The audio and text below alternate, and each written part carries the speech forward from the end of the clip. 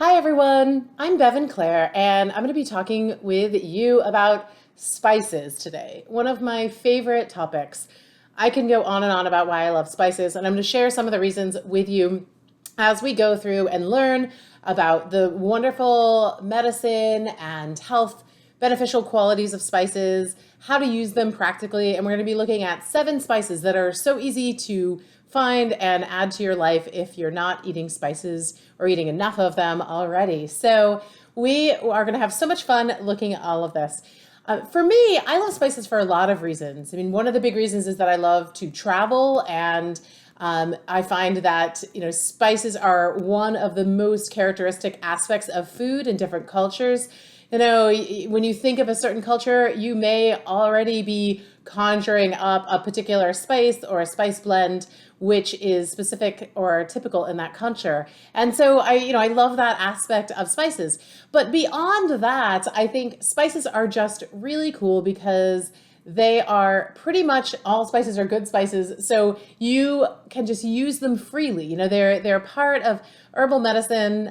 If you think of food all the way over to medicine as a continuum, or really food all the way over to poison, spices are way more over in the food department than they are towards the poison department. And that's one of the great things about them, so we can just have spices freely whenever we want to use them. So let's talk a little bit about some of the great things about spices. The first thing that I want to point out is that spices are full of phytochemicals. And you might be thinking, what is that? And that is the complexity that's present in a plant food. And so phytochemicals are one of the main reasons why certain foods are not nearly as nutritious for you as other foods. So let's take something like broccoli, for example. So broccoli has just a tremendous amount of phytochemicals, and it's one of the reasons why people talk about all of the health benefits of broccoli, because there's pretty dense phytochemicals. It also has a stronger flavor because of that. There's definitely like a specific flavor when you eat something like broccoli that you aren't going to find in something that's like a little bit less phytochemically dense and refined or starchy or so on. So phytochemicals are higher in density in spices than almost anything else we eat. If you think of our diet, even if you're eating a whole food diet and so on, it's probably super different than it would have been from our ancestors a long time ago. And so I don't know how many of you have tried eating wild foods. If you have eaten wild foods, you know that they almost always have a strong flavor. I can't really think of a wild food that doesn't have a strong flavor, although there are some tubers and so on, the way that you would prepare them. But most wild foods are going to have a high density of phytochemicals, which makes them sometimes difficult to be palatable for a lot of people. But spices have that high density of phytochemicals, and we're still accommodating it and used to it in our diets.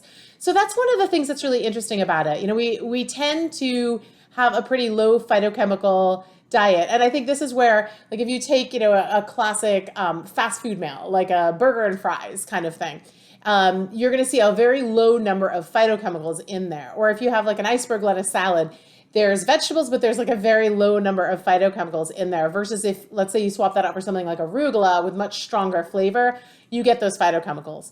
And why do we keep talking about phytochemicals? Well, those are a lot of the nutrients, the micronutrients, and the medicinal compounds that are present in plants. So spices are just absolutely packed with those medicinal compounds. They're really just fantastic stuff. So if you look all over the world, you'll find that the healthy diets out there, the healthiest diets, are often very rich in phytochemicals. You'll see that there are, they're jam-packed with herbs and spices and phytochemicals. So I like to think about, people talk a lot about the Mediterranean diet as being one of the healthiest diets. There's huge studies around that. And I know that the talk is always about like a lot of olive oil, a lot of whole grains, a lot of fish, things like that. But there isn't enough emphasis, as far as I'm concerned, on the spices. The Mediterranean diet is packed with spices. So when you're thinking olive oil, I'm thinking rosemary and garlic. And there's a lot of different things going on in a Mediterranean diet. So that's one of the great things about spices is that when you look at the healthiest diets in the world or the people with the most longevity, oftentimes their diets are packed with phytochemicals. Take a look at the Indian diet, that all the traditional curries and spice blends and just a huge amount of pungency and so on. So there's a lot of medicine in spices, and we're going to learn a little bit about some of that. So I love spices a lot, enough that I decided to write a book. This is Spice Apothecary that I wrote. And one of the reasons I decided to write this was because I would hear from people all the time that would say, oh, I've been diagnosed with prediabetes and I've been reading about how great, cinnamon can be in supporting health. So do I just get those cinnamon capsules and just take those? And I would always just say, no, you don't need to take cinnamon capsules to do this. There's always other ways of doing this. And so I really wanted to bring the idea of using therapeutic doses of spices in our food that could actually be medicinal. So I'm not talking about a little teeny tiny bit of a spice. There are ways to get actually significant quantities of spice in our food, or regular quantities of spice in our food. And there's a ton of different ways. We're going to be talking about just some of the ways today. But if you think about what you like to eat, like if you like pesto is mostly medicinal spices. And so that's a great, that's a really good use of medicinal spices right there to make different things into pesto. So what are spices? There's not a really clear definition between herbs and spices. I would say that they're generally used because they're classified as spices because they're generally used for flavoring food. So there's herbs, which are often seen as the leafy things that are used for flavoring food. And then there's spices, which a lot of times people will think about are the more woody parts of the plant, like the bark, sometimes buds, the seeds, things like that. So those are often the spices, but there's not like a super clear definition of what that is. So depending on where you are in the world, what you're thinking about for herbs and spices can really, really range. But one of the beauties of spices is that there are just a lot of really commonly used spices that are super medicinal. And you don't need to get into the exotics, and you can just use what is readily available to you. We'll be talking a little bit more about that in a moment. So there are different kinds of spices. There are fresh spices, and sometimes you can find those in a food market. The most common one is probably parsley, cilantro, those things that you can often find in bundles, and they're fairly affordable to be using them that way. Of course, garlic, ginger are also common and affordable in a food market in a fresh form. If you start getting into some of the more esoteric spices, then you might find that they start getting more expensive in the fresh form. But dried spices are also great. So it depends on what you're using. And for me, you can see I have a variety of spices here. I actually tend to use both fresh and dried in cooking, and I don't use them necessarily interchangeably. So we'll be talking about this when we get to it. So you can see there's some fresh garlic here as well as dried garlic. There's some fresh ginger as well as dried ginger. And then we'll be looking at a few other fresh and dried spices when I take you outside in a few minutes to see what is happening out there in the winter gardens with my spices.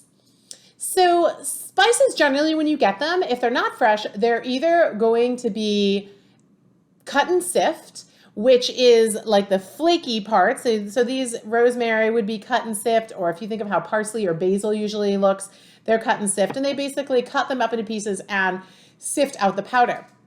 The reason you have spices that are cut and sift is that the leafy parts of the plant tend to degenerate really fast relative to the woody parts of the plant. So like with this ginger powder could be 100 years old and it would still probably taste like ginger powder. But with, basil or parsley or something like that, if you powder them, they're going to lose their color and their flavor and their freshness really quickly. So with leafy parts of the plant, we tend to use cut and sift. With woody parts of the plant, like the roots and the bark and the seeds and things like that, we would tend to use powders. So, but grinding your own spices can actually be a really great thing to do as well. So you can see, here's a typical turmeric powder. This is one I would tend to buy in powder. Another one is cinnamon. So you can grate your own cinnamon. We use so much cinnamon, I feel like it would be a part-time job to grate all the cinnamon. And some spices just last a long time that way. Fennel seeds I have whole because I find, I don't use a ton of fennel seeds in my day-to-day cooking. And I find that they degrade. The fennel seed powder doesn't taste great really fast. So, and if I do use them, I don't use a lot of them. So I can often just take whatever I use, put them in a little mortar and pestle, grind them up, and then have my fennel seeds that I need freshly ground, which is really nice to do that. So a lot of these powders are the same thing you find inside of capsules. So sometimes there are extracts that are inside of capsules that are more concentrated, and sometimes there's simply just or spice powders, just the most expensive spice powders ever, because you have to put them in capsules, and then there's a big markup on that. So in some ways, I always think that there's a desire for people to not even know that it's the same stuff that's inside the capsule. They just, you can charge 100 times more for it when you put it in the capsule as when you just get it the spice. So there's a lot of advantages for spices. And, one of my favorite is that they're super accessible. We're going to talk about where to buy spices, but no matter where you live in the world, you can probably buy spices, and you can potentially buy them very inexpensively, a few cents a day to get a medicinal dose of a spice. So they can be incredibly affordable. So I'm not talking about if you want to buy saffron or, high quality cardamom, but you can buy all different spices for a very affordable price. They're also pretty stable. You don't need to keep them in the freezer. You can just keep them out. I'll talk about how to store them in a moment.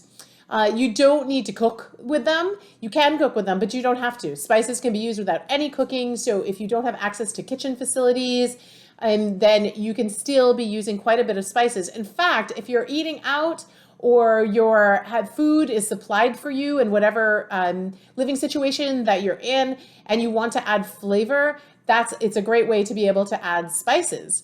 At our local kitchen that supplies food for people who need a little bit of support and help in acquiring food, spices are in high demand because a lot of the things that are offered are very bland compared to their preferred diet. So spices are a wonderful thing to just add into whatever food you actually have access to. They also don't take any glass to use. There's no alcohol involved. So if that's not something that you want to have in your life, alcohol is also very expensive as far as tinctures and so on goes. Anywhere in the world, people are used to consuming spices, at least to some extent. Definitely much more in the equatorial regions and the tropics than the further you get away from the equator. People do not use as many spices in general on a population level. I also love spices because they're super blendable versus a capsule or something like that. You can just put all different spices together. That's when they're at their best. And it's just they're tactile. There's taste. And I think we need a lot of that. Medicine should be pleasurable when possible. And it should taste good, and it should be enjoyable and wonderful and delicious. As far as disadvantages for spices, there's not a lot of disadvantages. One thing is that, of course, they have to taste good to be a spice. If they taste disgusting, we don't really consider them a spice. And there's lots of useful medicinal plants that taste disgusting. So you have to use those in a different way. They also are not very concentrated. So you can add more of them, but spices in general are just spices. They're not like an extract or something like that. And if you're a person that doesn't like food with a lot of flavor or a lot of spice, then you might find it's difficult to incorporate a lot of spice. That said, if you don't like spicy food, that's okay. You don't need to use spices that are actually spicy. You can use spices that are more flavorful and aromatic. So lots of great information about how to kind of think about spices in your life.